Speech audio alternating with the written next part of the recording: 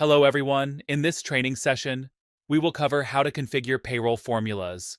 Payroll formulas are used during payroll processing for real-time calculations of different components based on company policies. Our agenda is to train you on how to configure the formula master and how to set up the formula result. The objective here is to help you understand and configure formulas within the system. This configuration should enable you to get calculation results back into the payroll on the screen, allowing you to manage payroll calculations by using formulas. Formulas can be written in the Formula Master screen, which helps make the payroll system compliant with company policies. This allows users to write formulas directly into the Onfinity screen. These formulas will execute during payroll processing, achieving the desired calculations. There are some prerequisites for this training. First, you must have completed Onfinity 100 and PMT 2004 trainings. You must also have reviewed the configuration videos for global values, table structure, table values, component definitions, input values, database functions, and database items. These elements are all used in payroll formula configuration. It's important to know that users should have knowledge of C# to write the formula, because the formula will be written in the C# language. Finally, you should have a basic understanding of the Onfinity framework to write formulas within Onfinity. We will cover a use case in this training. In this use case, a company needs to calculate employee salaries, which involves several components in the processing. The first component is the basic salary.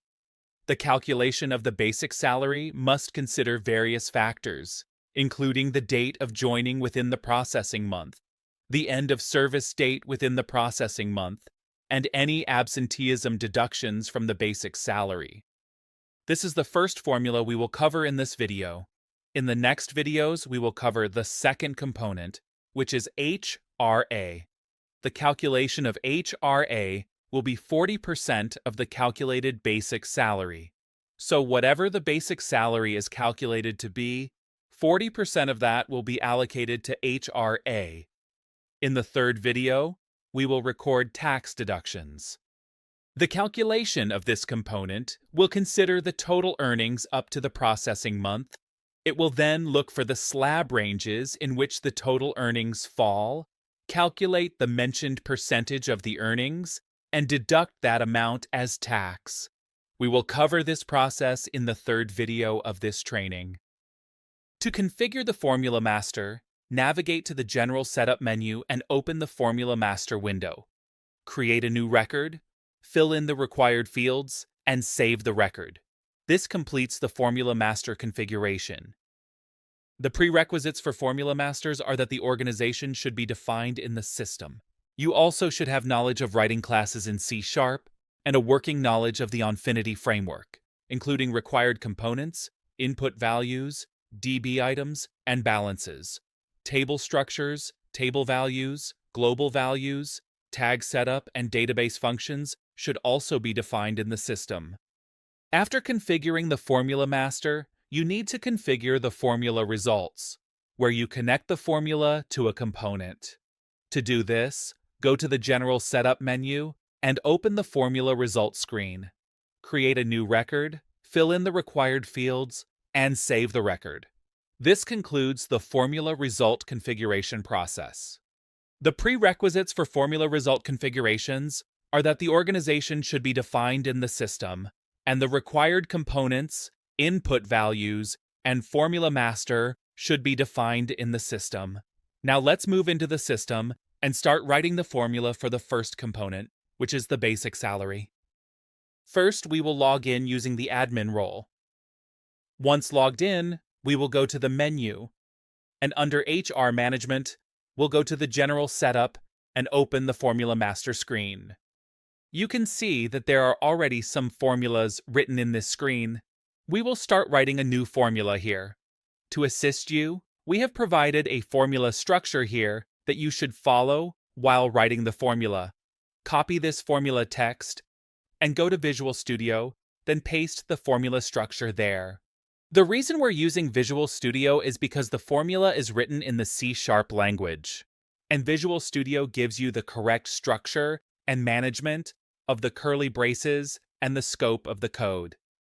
Before writing the formula, you need to add two references to your project. One is the core library, and the next is VA058SVC. These libraries contain the classes that will support you in writing the formula. Let's look at the structure of the formula. The first part is the user helper classes. These helper classes are used in the formula. The next part is the name of the class. The name of the class will be the same as the name of the formula. I'll show you this when we copy this and paste it into the Onfinity screen. The next part is the get method, which has an argument type of DB item class and a return type of string. You can return the string value to your payroll results. These string values can be multiple, separated by a comma, so you can return multiple values. This is a string holding multiple values, and each value is comma separated. So, let's start writing the basic salary formula. We are writing the basic salary formula, so I will rename this to basic salary V1. Why did I mention V1 here? It is because every time we change something in the formula, we increase the version number, like V1, V2, V3. This provides the updated formula definition during payroll processing. Now that I have defined the name, we will start writing the formula here. To write the formula, I first need to get the basic salary of an employee, which is tagged to that particular employee. To find where it is tagged, go to the Workforce Management folder, then open Employee Work Information, Payroll. Navigate to the screen, and let's select an employee named Abhishek Sharma. Go to the Employee Work Information tab. Under this, we will go to the Payroll Component Details tab. Here you can see that the basic salary is tagged to Abhishek Sharma, starting from the beginning date of his employment. The input value is the pay value, the data type is amount, and the value is 50,000 rupees here. This means that Abhishek Sharma's basic salary is 50,000 rupees. Now, let's go back to the formula. Now I will define a variable here, decimal basic salary. I will initialize it with an amount of 0. This variable will hold the employee's basic salary. To get the basic salary, we need to retrieve the input value for that particular employee, because the triggering component will be basic salary. I will use basic salary equals dbi.getInputValue. This requires two arguments. The first argument is the input value, which is pay_value, the one we bound earlier. The second argument is whether you want to prorate the value or not. I am specifying that I do not want to prorate automatically. I will prorate it in the formula itself based on the employee's start date or the amount of absenteeism in that particular processing period. So, this code will retrieve the employee's basic salary. Now, let's initiate two variables here: calculation start date and calculation end date. I will initialize the calculation start date and end date. So we will take two variables here of the datetime type. Calculation start date equals new date time. The next line of code is calculation end date equals new date time here. We have declared the calculation start date and end date. As you can see, it currently says the values are never assigned. We will assign the values in the next steps. We're doing this because the employee might have terminated employment or joined in the middle of the period. We set the calculation date as per the required date here. So, in the next section, let's get the joining date of the employee. For the joining date, I will declare a variable date of joining equals dbi.getDBitem. If you remember, we created a DB item with the name static DB item with the name of employee date of joining, which refers to the joining date of the employee for whom the formula is being executed. We will give a blank string for the default value here. This code will retrieve the joining date of the employee being processed. Now, let's get the start date and the end date of that payroll. We will declare the variables date time. Start date equals new date time. To do this, I'll create a new object here in the DB item. I will pass the payroll processing start date and the end date here. So, from the DB item, I will get dbi.pr_va064 from date.value.year. The next line is dbi.pr_va064 from date.value.month. And then dbi.pr_va064 from date.value.date. I have shown this to illustrate that this DB item does indeed contain the start date of the payroll period for which we are processing payroll. Similarly, let's copy this, and I will get the end date of that payroll. I will rename this as end date, and in this, I will get the to date here. I'll copy similarly here as well. So, by doing this, we will get the start date and the end date of the processing period. Once we are done with this, we now have the joining date, the start date, and the end date of the payroll processing period. Now we will check for the termination date of that employee. I will now get the termination date if it exists in the system. To do this, I will use the database function. DateTimeTerminationDate equals dbi.executeDB function. The first parameter is the name of the function. The function name we already have, which is va058_getEndOfService. You can go directly to the Onfinity system, go to HR Management, and under that, you have database functions defined. Under that database function, you can see getEndOfService is the name of the function. You can click on this, copy it, and paste it here. Next, you have to pass the parameters separated by commas. This function has 3 parameters: the employee ID, the start date, and the end date. So, the employee ID I will get from dbi.c_b partner ID. This variable holds the ID of the specific employee for whom the execution is happening. For the next parameter, I need to pass that value as comma separated.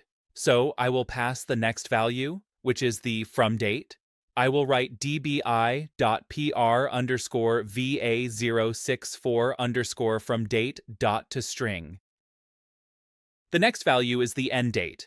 I will pass this also as a comma-separated value, and this will be dbi.pr_va064 to date to string. By doing this, I will get the termination date from the system if one exists for this particular employee. Now, we have declared the calculation start date and the calculation end date. Let's set these dates based upon the termination date or the joining date.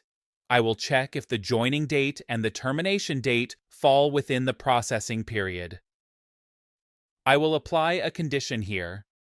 If the date of joining is greater than the start date, that means the date of joining is later than the period processing start date. This means the employee joined in the middle of the month, or the termination date is greater than start date, and the termination date is less than the end date.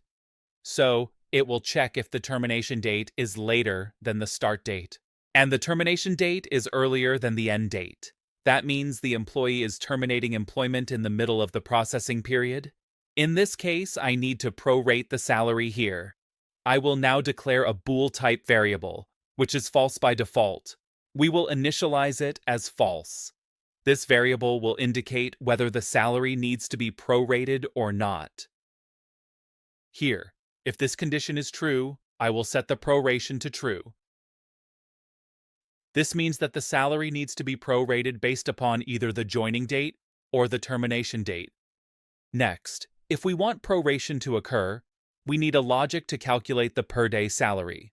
The per-day salary can be calculated based on either calendar days or working days in the period of processing. This depends on the company policy and how they want to calculate it. In this example, I will declare a variable salary day equals 0. The days will be in decimal format. the number of days will be used for calculating the per-day salary in the payroll period. Let's set salary days to 30 by default in our case. Now, let's handle the proration.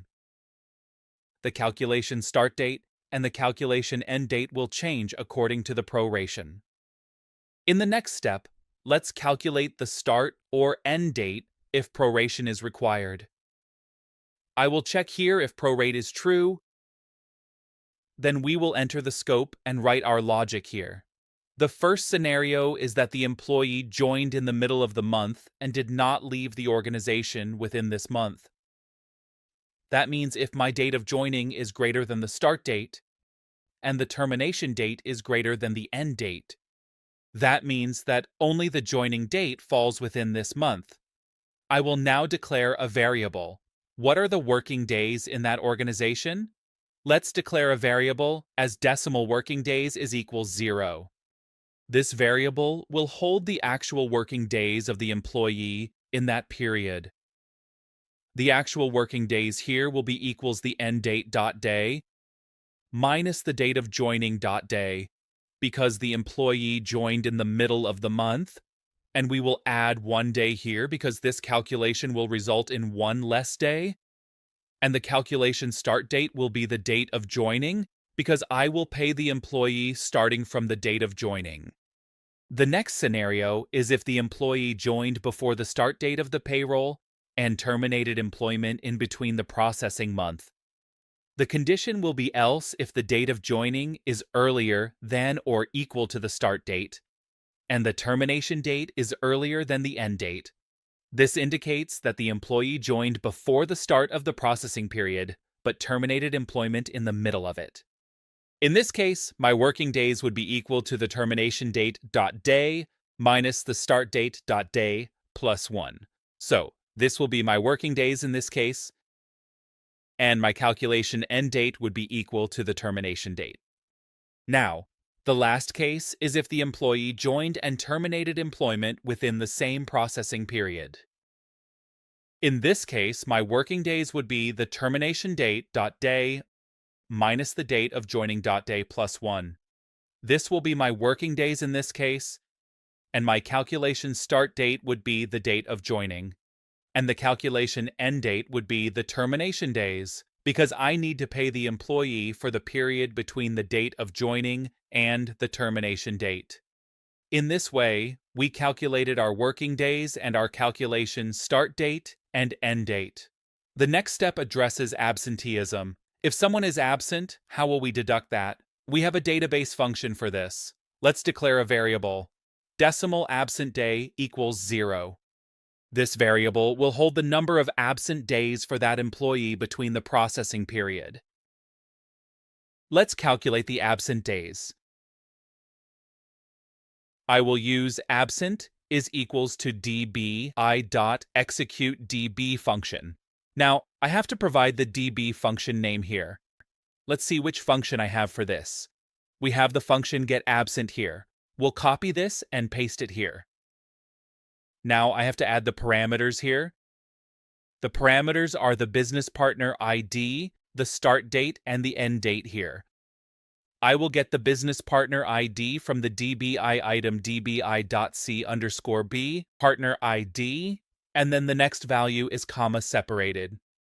Now I will consider here the calculation start date to local time to string, because that makes a difference while executing on the server. That's why we consider the local time here.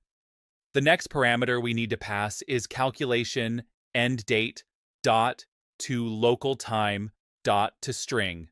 This will give me the absent days in that particular duration, if any exist for that specific employee in the system. So now, if the number of absent days is greater than 0, my working days would decrease. In this case, I need to prorate, and my working days would be working days minus absent days. This would become my updated working days. So now we are done with the calculation start date and the end date, and I have calculated my working days based upon absenteeism and whether the employee joined or terminated employment in between the month. So the next step is I'll calculate my basic salary. Now, if I do not have any absenteeism or the date of joining is not within that particular month, or termination is also not within that particular month, my basic salary would be the actual salary, which I have obtained from the tagged value. However, in case of proration, we need to prorate this basic salary. Let's apply a check here. If basic salary is greater than 0. If the salary needs to be prorated, the basic salary will be equal to the basic salary divided by the salary days, which in our case we set to 30 days. This depends on the company policy. So the 1-day salary would be multiplied by the working days. That would be my basic salary for that period. Let's round this off. Basic salary is equal to math.round basic salary. We have now calculated our basic salary. Now we need to return the end result to our formula engine. I will return basic salary dot to string to the formula results. This is how we write a formula where we have used the input values, the static DB item, the database function, and applied the logic according to our requirement. Now, let's copy this formula and paste it into the formula master. To do that, I will create a new formula. I'll select star because I will be using it across all the organizations, and copy the same name here along with the version number you want to use. To check it, I can compile it and click OK. It will then display the compilation result as compile succeeded. If there is an error during the compilation of this code, it will display the error immediately. So we have now written the formula. The next step is to map the formula results. To map the formula results, I'll go to the General Setup, and under the Formula Master icon, we have the formula result. I'll select the star organization here. I'll select the basic salary here, and then the formula which I have written just now, and save it. In the next step, I need to specify the return results, or how many values I am returning from that particular formula. In this case, I'll select the pay value. If you are setting up a value, you need to select a pay value. The type is direct because my triggering component and the target component will be the same. So in that case, I'll take it as a direct component. And my output will go to the basic salary, which is the target component. Direct means the triggering component and target component are the same, and the component calculation value will go to the same component. Here, I'll map the input value as pay value and save this. Now, let's open the payroll run and execute this formula for a specific employee. To do this, we have to go to the salary.io and open the payroll run screen. After opening this, go to the payroll run and create a new record here. Now we have organization as Sonic Ventures. I'll select the monthly payroll here and select the payroll period as 6-month here and process a quick pay. Quick pay is the processing of a single employee, so I will process for a single employee here. I'll save this record and then process. Select the employee Abhishek Sharma, then click OK. Now the payroll is completed. If I go to Run Assignments and toggle this, I go to Run Results. I'll see the basic salary component here is 50,000 rupees, which is being calculated by the formula. But for absenteeism, let's have a look at the attendance summary here. In the attendance summary, you can see that for Abhishek Sharma, we have attendance for June month, where there are 3 absent days. But these 3 absent days are not calculated here, because 50,000 rupees was the basic salary and no deduction occurred. This means there is an issue in the formula. I'll go back and roll back this, and then go to the Formula Master again. Now copy this formula and paste it into Visual Studio again. Now, let's see that the absenteeism is calculated based upon the calculation start date and the end date. But the calculation start and end dates are only set when there is proration. as the date of joining is not falling within the processing period, and the date of termination is also not falling within the processing period, we need to initiate these variables. Initiate calculation dates based upon the processing days first. So, I'll set the calculation start date equal to the start date here, and the calculation end date equal to the end date here. Now I have initialized these, and this start date and end date will be set to the calculation start date and end date. If there is proration, this calculation start date and calculation end date will get overridden in the next step of logics. Now I'll retrieve the absent days here, and the second mistake I see here is that if proration is not occurring, I haven't assigned the working days. So what I'll do in this case is add an else scenario. If there is no proration, my working days would be the end date dot day minus the start date dot day plus 1 day. This will be my working days in case there is no proration. So now, let's copy this and replace it again there. As I mentioned, we need to change the version of this formula. I'll keep it 101, and the name of the class should also be the same, 101. Then, compile it. The compilation is successful. So now, as you can see, there are 3 absentee days, so we will get a deduction of 3 days in the basic salary here if I go to the payroll run and process it again. Go to the run result again. Now you see that the basic salary became 45,000 rupees. Why is it 45,000 rupees? Because the basic salary was 50,000 rupees, and 50,000 rupees divided by 30 multiplied by the number of working days, which is 27, equals 45,000 rupees. This is how we can write our logics in the formula and achieve the desired results. This covers the topic of basic salary, and in the next session, we will be covering HRA, where we will be using the calculated basic salary to calculate the HRA. That concludes this session. Thank you for attending.